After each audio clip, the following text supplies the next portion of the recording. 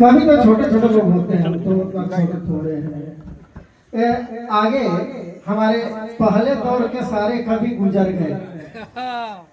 अब आप ही लोग बता दीजिए कि हम दूसरे दौर में भी कवियों को बुलाएं कि आप ही गुजरने वाले हैं हमसे।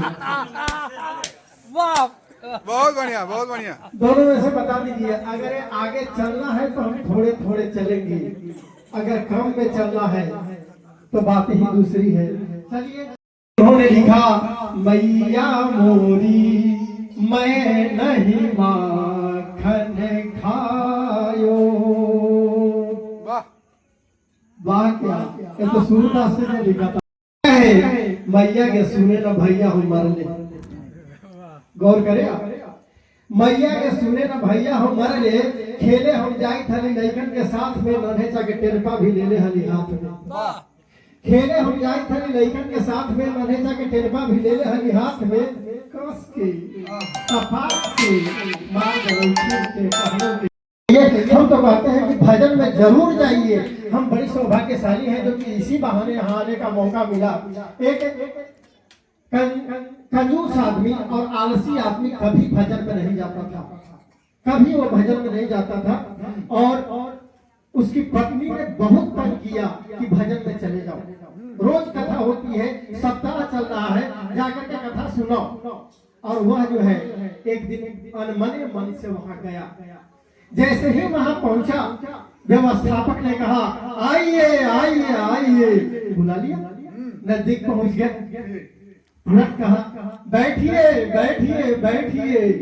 बैठ गया, अनमने तो आया था, मार दिया ठहाका में, सो गया ठहाका। और जब सारी कथा खत्म हो गई, सभी लोग चले गए, तो वही व्यवस्थापक आया और कहा कि जाइए जाइए जाइए। और रात में सोया था, नींद नहीं आ रही थी, और बस वही जप रहा था आइए आइए बैठिए बैठिए जाइए जाइए। संजोग की बात कही, घर में 3 को चोर घुस गया। उसी समय आया और प्रेम से बोल रहा है आइए आइए। कहा कि अरे बाप घबराया, देख लिया क्या इसने, बस तुरंत वहां से भागने के चक्कर में हुआ। तो कहा कि बैठिए बैठिए बैठिए। अब क्या बैठे, भागा तेजी से, और तब उन्होंने कहा कि जाइए जाइए। आगे जाने के लिए कहा, भक्त वत्सल कहाँ गए वो दिन जहाँ सजती थी मंडी गाँव में, हरियाली के बीच बीच में पगडंडी थी गाँव में। बड़का चाचा समझाते थे साथ रहो सब गाँव में, दुख कभी भी आए तो तुम हाथ कहो सब गाँव में। पहले पहुना जब घर में आते थे तो कितना मजा आता था। तो पहुना जैसे ही आते हैं, नाक भों, मैं सब जगह की बात थोड़ी कर रहा हूँ, कहीं कहीं लोग नाक भोंसी बोल देते हुए, लेकिन पहले मजा आता था।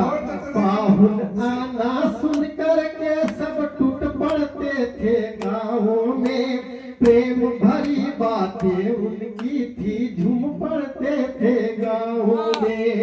गाँव में कुआं होता था और लोग पानी भरने जाते थे। हाथ कहो सब गाँव में। हमारे बड़े बुजुर्ग ऐसे हुआ करते थे। अब तो बड़े बुजुर्गों की बात सुनने वाला कोई तैयार भी नहीं है। एक लड़का गया और बाबूजी से कहा कि बाबूजी हम पढ़ने जा रहे हैं। बाबूजी ने कहा अगर संस्कार ना सीखेगा तो काहे के लिए पढ़ेगा। बाबूजी ने कहा क्या करबे बाबू, तू युग में पढ़ के क्या करबे बाबू, तू युग में पढ़ के ना मिल तो नौकरी तो बढ़ जाए सड़ के। क्या करबे बाबू, तू युग में पढ़ के ना मिल तो नौकरी तो बढ़ जाए सड़ के। पढ़ देबे तो एक पढ़ दिन तक सुतबे, पढ़ देबे तो एक पढ़ दिन तक सुतबे, गली गुजी सड़क पर खड़े खड़े। जो दाताली बात होगी तो तालियां बजाइए।